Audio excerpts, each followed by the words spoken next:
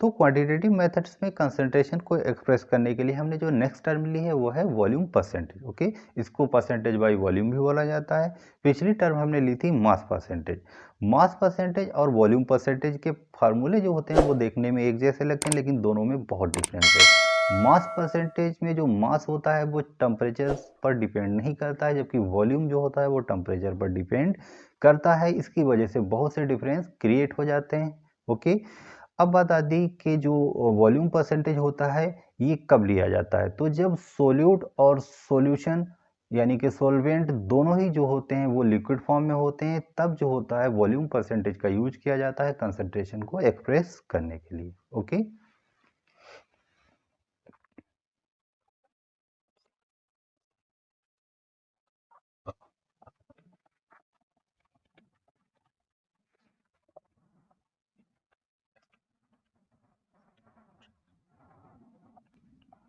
solution. Okay, when solutes and solution both are given in liquid form, then this term is used to express concentration of solution. ठीक है, अब इसका formula क्या होता है, formula वैसे ही हो जाता है volume percentage equal to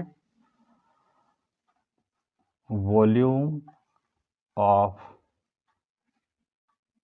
solutes are divided by volume of solution into 100। ठीक है, तो ये फार्मूला हो जाता है। ओके, यहाँ पर देखेंगे कि ऊपर भी वॉल्यूम है नीचे भी वॉल्यूम है, तो वॉल्यूम की यूनिट से वॉल्यूम की यूनिट कैंसिल हो जाएगी, यानी कि ये भी कैसी होगी, यूनिटलेस क्वांटिटी होगी।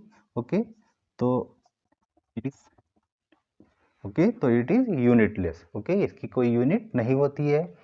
ठीक है, ये टेम्परेचर पर डिपेंड करती है क्योंकि वॉल्यूम टेम्परेचर पर डिपेंड करता है। It is depend on temperature. Okay, अब जो होता है ये मेथड जो होता है ये कॉमनली ऐसे लिक्विड सॉल्यूशंस के लिए यूज किया जाता है जिनके सोल्यूट और सॉल्यूशन यानी कि सॉल्वेंट जो होते हैं वो लिक्विड स्टेट रखते हैं। ठीक है, तो ये चीज ध्यान में रखिएगा, सॉलिड सॉल्यूशन भी होते हैं। ओके,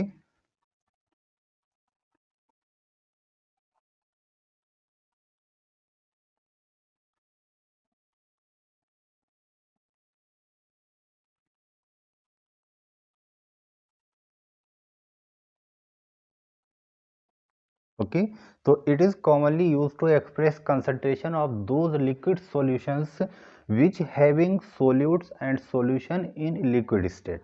ओके, तो चलिए अब हम कुछ एग्जांपल्स पर बात कर लेते हैं। ये हमारा फार्मूला हो गया है, ये हमारा फार्मूला हो गया। ओके, तो एक चीज़ और समझ लीजिए यहाँ पर, जैसे हम अगर मास केस में बात करते हैं, मान लो मास के केस में मान लो हमने 10 ग्राम जो है वो सोल्यूट लिया। ठीक है, और 20 ग्राम मान लो मैंने जो है वो सॉल्यूशन या फिर सॉल्वेंट लिया। अब हम इसको ऐड करेंगे, ये सॉल्वेंट लिया तो जो है 30 जो है ग्राम क्या बन जाएगा, हमारा सॉल्यूशन बन जाएगा। ठीक है, तो अगर हमने 10 ग्राम सोल्यूट लिया, 20 ग्राम जो है वो हमने सॉल्यूशन या फिर सॉल्वेंट लिया, तो हमारा 30 ग्राम जो है वो क्या बन जाएगा, सॉल्यूशन बन जाएगा। किस केस में, मास के केस में। ठीक है, ठीक है, मास के केस में ये फिक्स है क्योंकि मास जो है वो कंजर्व क्वांटिटी है, टेम्परेचर पर डिपेंड नहीं करती। लेकिन अगर मैं वॉल्यूम के केस में, लिक्विड के केस में बात करता हूँ, जैसे मान लो मैंने 10 ml जो है वो सोल्यूट लिया है। ठीक है, और 20 ml जो है वो मैंने सॉल्वेंट या फिर सॉल्यूशन लिया हुआ है। ओके, अब इससे जो है हम सोचें कि 30 ml जो है वो सॉल्यूशन बन जाए, तो ये श्योर नहीं है। ठीक है, ये श्योर जो नहीं है, क्यों नहीं है, क्योंकि जो वॉल्यूम होता है वो कंजर्व क्वांटिटी नहीं होती है, टेम्परेचर पर डिपेंड करती है। ओके, तो ये तो हो गया फिजिकल तरीके से। ओके, इसको जो है मैं थोड़े दूसरे तरीके से आपको समझाता हूँ। जैसे मान लीजिए ऐसा क्यों होता है कि इतना और इतना मिलाने पर जो होता है इतना ज़रूरी नहीं है कि बन जाए, तो ऐसा इसलिए होता है, मान लो ये कोई एक मिट्टी का टुकड़ा है, ठीक है। अब मैं जो है इसके ऊपर 8-10 ड्रॉप जो हैं वो वाटर के इसमें ऐड कर दूं, H2O ड्रॉप, ठीक है। इसमें 8-10 ड्रॉप में H2O वाटर की ऐड कर देता हूँ, ओके। तो क्या इसका वॉल्यूम बढ़ जाएगा? नहीं, इसका वॉल्यूम नहीं बढ़ेगा। क्यों नहीं बढ़ेगा? क्योंकि जो ये मिट्टी का टुकड़ा है, इसके पार्टिकल्स के बीच में पोर्स होते हैं, उन पोर्स में जो होंगे ये वाटर के ड्रॉप क्या होंगे, ये उसमें फिक्स हो जाएंगे, और ये जो होगा इसका साइज यानी कि इसका जो वॉल्यूम है लगभग यही बना रहेगा, ओके। तो सेम टू सेम यहाँ पर ऐसे ही होता है कि जब हम किसी सॉल्यूट को, लिक्विड सॉल्यूट को किसी लिक्विड सॉल्यूशन या सॉल्वेंट के अंदर ऐड करते हैं तो ज़रूरी नहीं है कि इतना ही वॉल्यूम हो जाए, ओके, कुछ कम भी हो सकता है। जैसे मैं एग्जांपल देता हूँ आपको, अगर मैं एथेनॉल ले लेता हूँ 10 ml और 90 ml वाटर ले लेता हूँ, और दोनों को मिलाकर मैं सोचूं जो है 100 ml जो है वो वॉल्यूम बन जाए, तो 100 ml नहीं बनेगा, वॉल्यूम जो होगा वो कुछ कम रहेगा। क्यों होता है ऐसा? क्योंकि यहाँ पर एक तो अभी हमने फिजिकल तरीके से बताया कि वॉल्यूम जो होता है कंजर्व नहीं होता है। केमिकल तरीके से जो होता है, जो एथेनॉल के सॉल्यूशन होंगे, वो सॉरी एथेनॉल के जो मॉलिक्यूल्स होते हैं वो वाटर के मॉलिक्यूल के साथ में कुछ इस तरह से ऐसे एडजस्ट हो जाते हैं जिससे कि जितना डिसाइड वॉल्यूम हमने सोचा है उतना ना होकर उससे कुछ कम हो जाता है, ठीक है। तो यहाँ पर वॉल्यूम जो है वो कंजर्व क्वांटिटी ना होने की वजह से जो है ये कंडीशन क्रिएट हो जाती है, ठीक है। तो चलिए अब हम कुछ एग्जांपल ले लेते हैं, ओके। इसको मैं रफ कर देता हूँ, फिर हम कुछ एग्जांपल ले लेते हैं, ठीक है, ओके। तो जैसे मान लो पहला एग्जांपल हमने लिया है, लिखा हुआ है 10% एथेनॉल सॉल्यूशन इन वाटर, ठीक है। इसका मतलब क्या है, ओके। तो मास परसेंटेज के केस में जो होता था वो हम सीधा सीधा बोल देते थे कि 10 ग्राम जो है वो जो कोई कोई भी चीज़ है सोल्यूट है, और उसका 90 ग्राम जो है वो सॉल्वेंट का। लेकिन यहाँ पर जो होगा हम ऐसा नहीं बोलेंगे, यहाँ पर हम क्या बोलेंगे, इस टर्म का मतलब होगा 10% एथेनॉल सॉल्यूशन इन वाटर का मतलब होगा कि 10 ml ethanol mixed in enough water to make 100 ml solution, okay।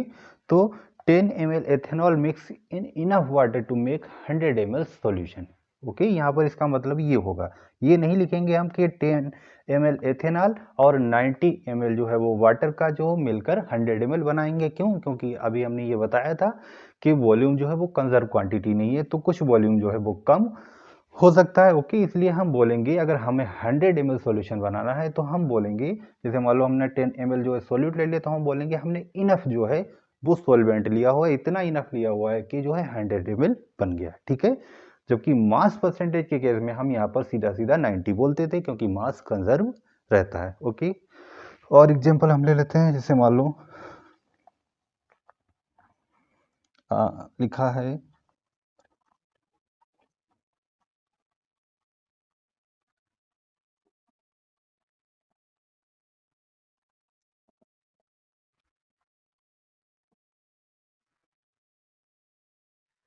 okay, 35% weight by weight ethylene glycol solution in water is used as anti freeze agent in vehicles, ठीक है।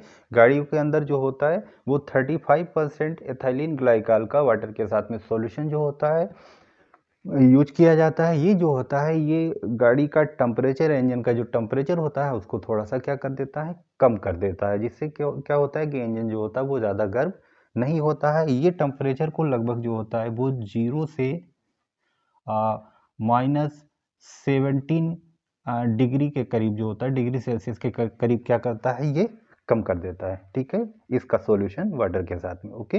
तो इसलिए जो होता है गाड़ियों में इसका वाटर के साथ में 35% वेट वॉल्यूम बाय वॉल्यूम जो होता है इसका सॉल्यूशन वाटर के साथ में ऐड करके गाड़ियों में डाला जाता है, जिससे कि गाड़ियों का इंजन जो होता है वो ठंडा रहता है, ओके। तो एक और एग्जांपल हम ले लेते हैं, यहाँ पर नीचे नहीं आ पाएगा, इसको मैं रफ करता हूँ, ठीक है, ओके। तो नेक्स्ट क्वेश्चन है हमारा,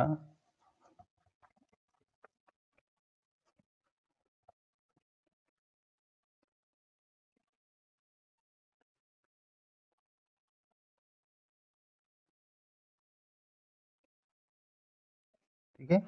If a 200 ml solution having 15 ml ethanol and enough water, what is the volume percentage of ethanol? Okay, यानी कि 200 ml सॉल्यूशन है, सॉल्यूशन का वॉल्यूम है 200 ml, ठीक है।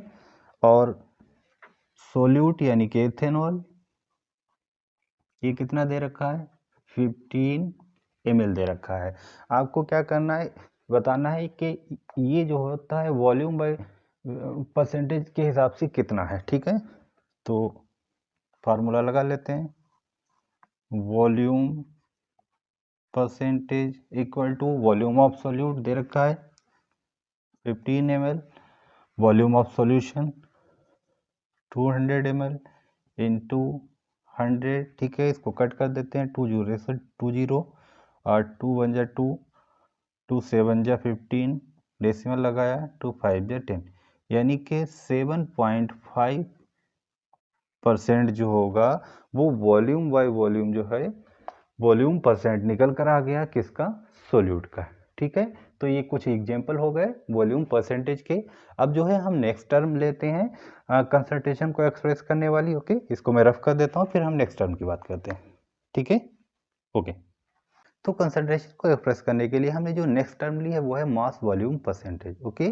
फार्मेसी में कॉमनली इस मेथड का यूज जो होता है वो मेडिसिन बनाने के लिए किया जाता है।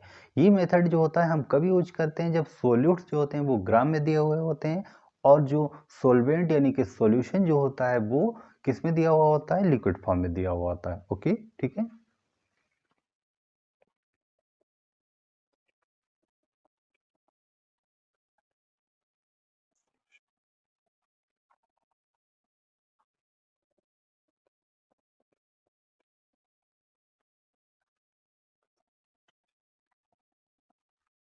ओके, तो when solutes are given in grams and solvent या फिर solution is given in liquid form, then this method is used to express concentration of solution, ठीक है। इसका फार्मूला हो जाएगा mass volume percentage equal to mass of solute gram में, ठीक है, और वॉल्यूम ऑफ सॉल्यूशन, ठीक है, और इनटू 100। तो ये फार्मूला हो जाएगा, ओके। और एक चीज ध्यान रखिएगा, यहाँ पर जो ग्राम दिए हुए होते हैं वो 100 ml में डिसॉल्व होते हैं, ओके।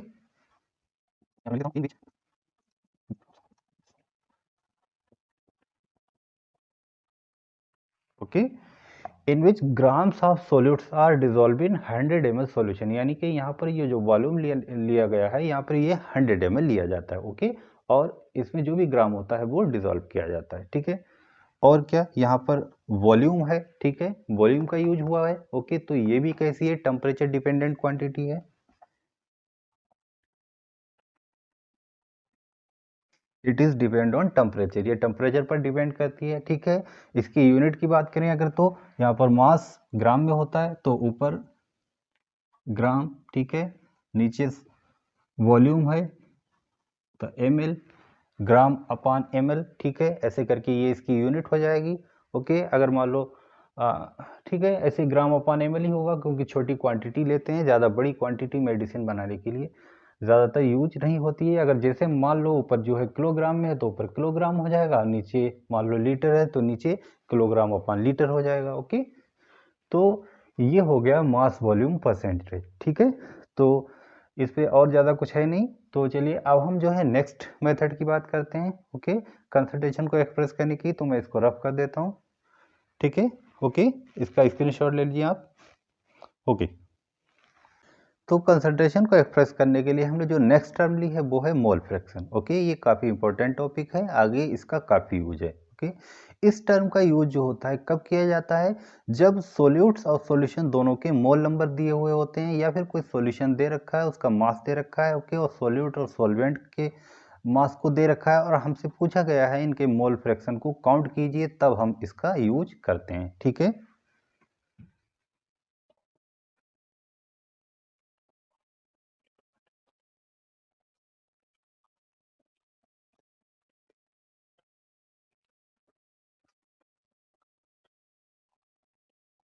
ओके, तो when mole number of solutes and solvent या फिर solutions are given then this term is used to express concentration of solution. Okay, अब ये टर्म होती क्या है?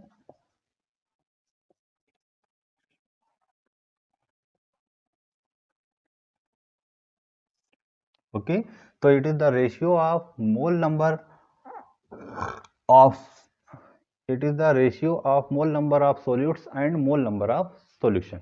ओके, इसको किस टाइप से लिखते हैं? जैसे मान लो कोई सॉल्यूशन है, वो ए और बी से मिलकर बना हुआ है। मान लीजिए ए और बी जो है वो दो कंपोनेंट हैं सॉल्यूशन के, उनसे मिलकर कोई ये सॉल्यूशन बना हुआ है। ठीक है, अब मान लो मुझे मोल फ्रैक्शन काउंट करना है ए का, तो हम किस टाइप से फार्मूला लिखेंगे?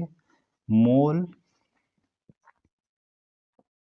फ्रैक्शन ऑफ ए। ठीक है, तो क्या हो जाएगा? मोल नंबर, यहां पर ऐसे लिखता हूं, एन ए। ठीक है, एन का मतलब mole number of a upon total mole number of solution.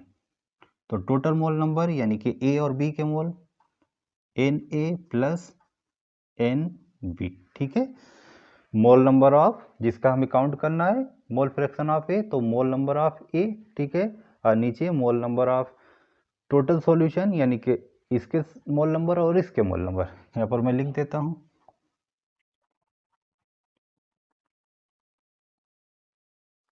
ठीक है, ऐसे ही मान लो बी के आपको मोल फ्रैक्शन काउंट करने हैं, तो मोल फ्रैक्शन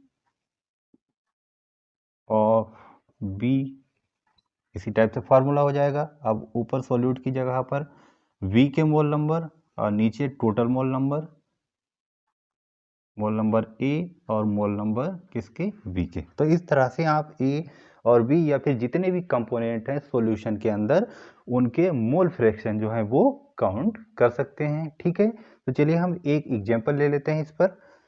ओके, ये मैं इसको रफ कर देता हूँ। ठीक है, अभी तो चलिए एक एग्जांपल ले लेते हैं।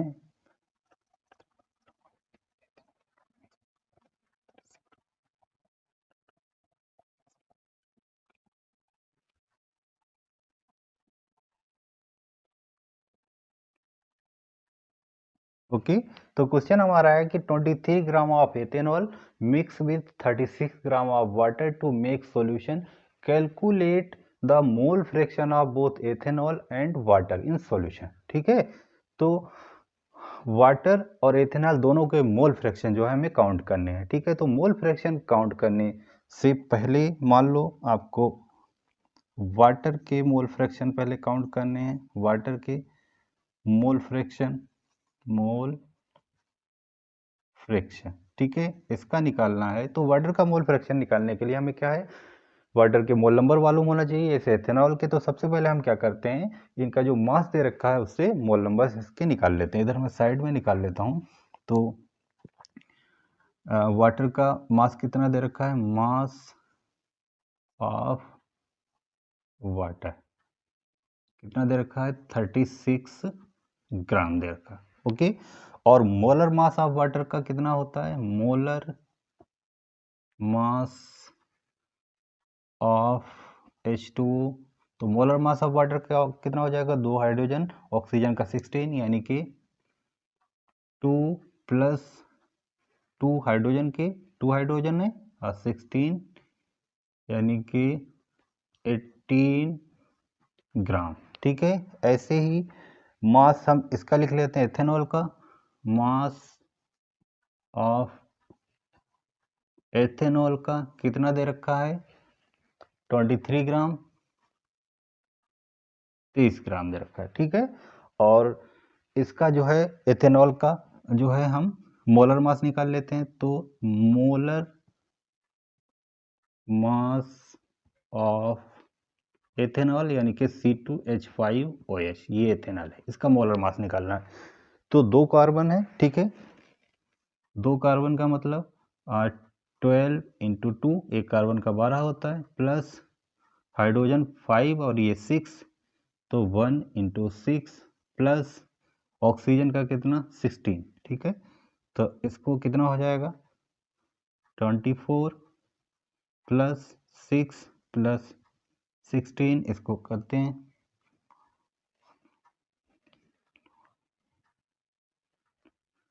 46 ग्राम। ठीक है, यानी कि एथेनॉल का मोलर मास कितना निकल कर आ गया 46 ग्राम। अब हम इनके मोल नंबर्स निकाल लेते हैं। तो जो है मैं यहीं पर मोल नंबर्स भी निकाल लेता हूं।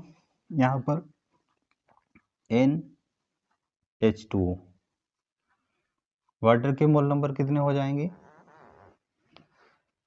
गिवन मास कितना है वाटर का 36 ग्राम। ठीक है, और मोलर मास 18, तो ये 2 टाइम कट जाएगा, यानी कि 2 मोल्स आ गए। और एन एथेनॉल के C2H5OH इसके निकाल लेते हैं। तो इसका गिवन मास कितना दे रखा है, मास ऑफ एथेनॉल 23 ग्राम। ठीक है, और मोलर मास कितना है 46 ग्राम। ठीक, तो इसको काउंट कर लेते हैं। तो ये आ गए इसके मोल 1/2, यानी कि 0.5 मोल जो है वो इसके निकल कर आ गए हैं। ओके, तो चलिए अब जो है हम मोल फ्रैक्शन निकाल लेते हैं। तो मोल फ्रैक्शन ऑफ, पहले H2O का निकाल लेते हैं। मोल फ्रैक्शन ऑफ H2O कितना हो जाएगा, मोल नंबर ऑफ H2O के ऊपर 2। ठीक है, और नीचे टोटल मोल नंबर, तो 2 वाटर के प्लस हाफ जो है वो एथेनॉल का। ओके, इसको सॉल्व कर लेते हैं। तो यहाँ पर 2 4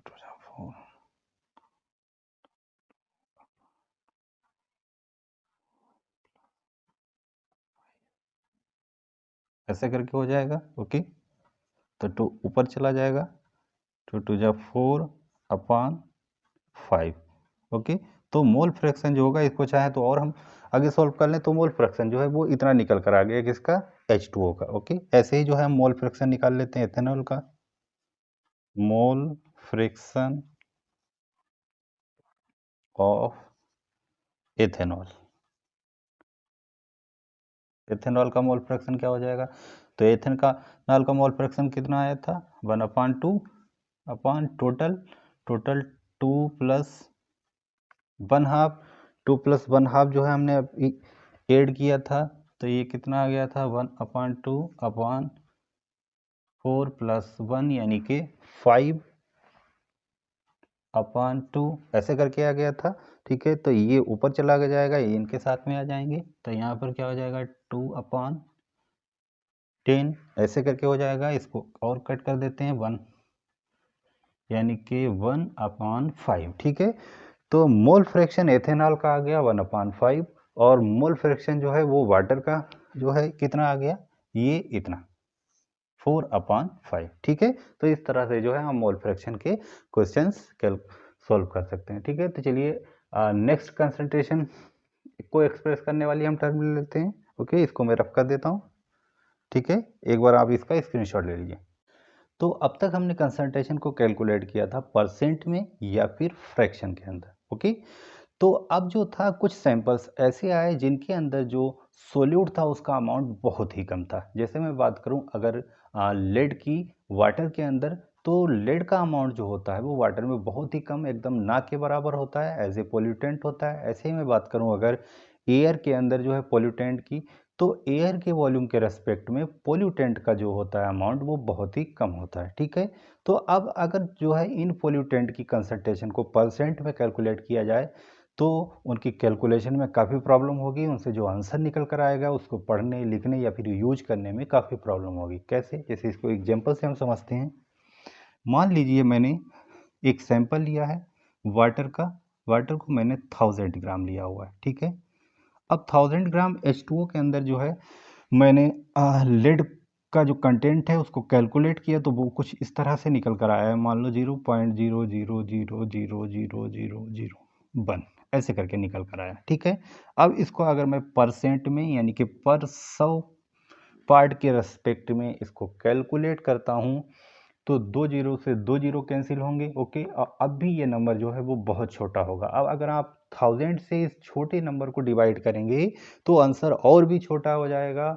ओके, यानी कि जो आंसर निकल कर आएगा उसको पढ़ना लिखना और कहीं पर यूज करना काफ़ी जो होगा थोड़ा सा प्रॉब्लम से क्रिएट हो जाएगी। ओके, तो इस तरह की जो प्रॉब्लम थी इसको दूर करने के लिए जो था साइंटिस्टों ने एक न्यू टर्म जो थी वो इंट्रोड्यूस की। ठीक है, जिसको बोला गया क्या, पीपीएम। ठीक है, तो पीपीएम में क्या था कि उन्होंने कहा जो है अब आपको परसेंट में, यानी कि परसेंट से नहीं पर मिलियन के हिसाब से कैलकुलेट करना है। यहाँ पर जो है 10⁶ यानी कि पर मिलियन, या फिर इसको बोलेंगे 10 लाख पार्ट के रेस्पेक्ट में जो है वो सोल्यूट की कंसंट्रेशन को निकालना है। इस कंडीशन में अब जो आंसर आएगा वो पहले के रेस्पेक्ट में बड़ा हो जाएगा। ओके, यानी कि अब उसको पढ़ना लिखना या फिर कहीं पर यूज करना जो होगा वो आसान हो जाएगा। ओके, तो इस तरह से जो था वो पीपीएम यानी कि पार्ट्स पर मिलियन टर्म जो है वो लाइट में आ गई। ठीक है, उम्मीद करता हूँ ये समझ गए होंगे आप कि किस तरह से जो है वो पीपीएम को इंट्रोड्यूस किया गया या किस तरह के सब्सटेंसेस की कंसंट्रेशन को कैलकुलेट करने के लिए पीपीएम का यूज किया जाता है। ओके, तो चलिए अब हम इसकी डेफिनेशन पर बढ़ते हैं सिंपली। ओके, इसको मैं रफ कर देता हूं। तो पीपीएम क्या हो जाएगी,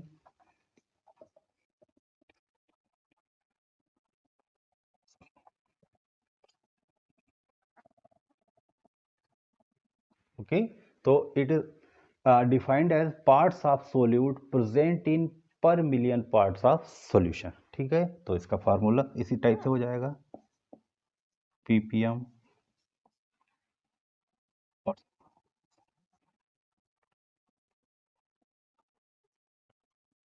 ओके, तो parts of solute divided by total parts of component of solution, और इसको इनटू कर देना है मिलियन से। ठीक है, तो इस तरह से ये पीपीएम का फार्मूला हो गया।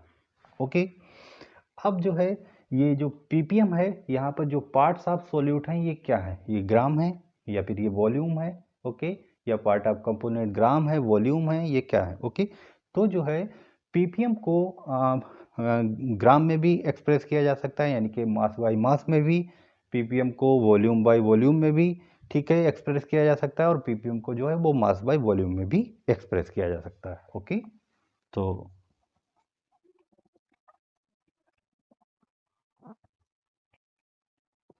ओके, तो it can express in mass by mass, volume by volume and mass by volume. ठीक है, कैसे, जैसे इसको समझिए।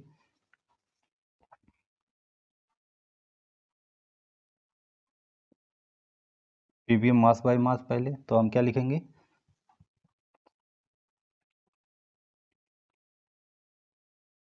Okay, parts of solute in gram upon total part of solute in gram into 10⁶। ठीक है, ग्राम में हो जाएगा। ऐसे ही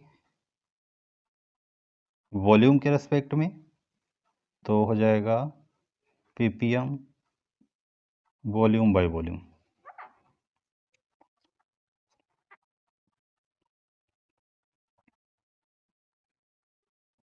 ओके, तो parts of solutes in ml divided by total part of solution in ml into 10⁶। ठीक है, ये वॉल्यूम बाय वॉल्यूम हो गया। ओके, ऐसे ही जो है आप मास बाय वॉल्यूम एक्सप्रेस कर सकते हो, ppm mass by volume. Okay, क्या हो जाएगा,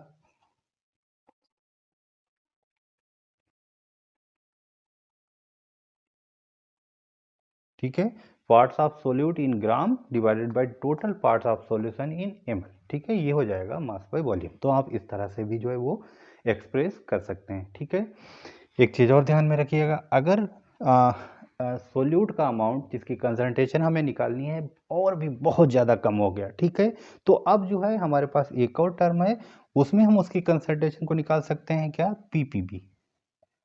पीपीपी इसका मतलब होता है पार्ट्स पर बिलियन। ठीक है, तो यानी कि पीपीएम जो है वो इसको इस तरह से भी एक्सप्रेस करते हैं, कब करते हैं, जब सोल्यूट का अमाउंट जिसकी कंसंट्रेशन हमें कैलकुलेट करनी है वो बहुत ही ज़्यादा कम हो जाता है। ठीक है, तो चलिए इसका एक एग्जांपल हम ले लेते हैं। मान लो लिखा हुआ है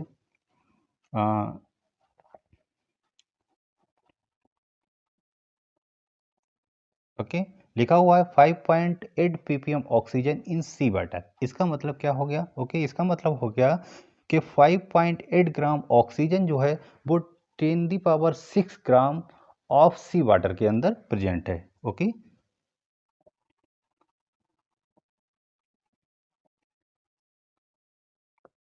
okay, 5.8 gram oxygen is present in 10⁻⁶ gram of water. ठीक है, तो इस तरह से जो है वो पीपीएम इससे रिलेटेड जो है वो एग्जांपल्स आएंगे। ओके, तो ये जो है हमारा पीपीएम कंप्लीट हो गया। तो चलिए अब हम चलते हैं अपनी नेक्स्ट कंसंट्रेशन को एक्सप्रेस करने वाली टर्म की तरफ। ओके, तो इसको मैं रफ कर देता हूँ। ठीक है, फिर नेक्स्ट टर्म की ओर हम चलते हैं। ओके, तो मैं इसको रफ करता हूँ, आप लोग जो है इसका स्क्रीनशॉट ले लीजिए। ओके, ठीक है, ओके।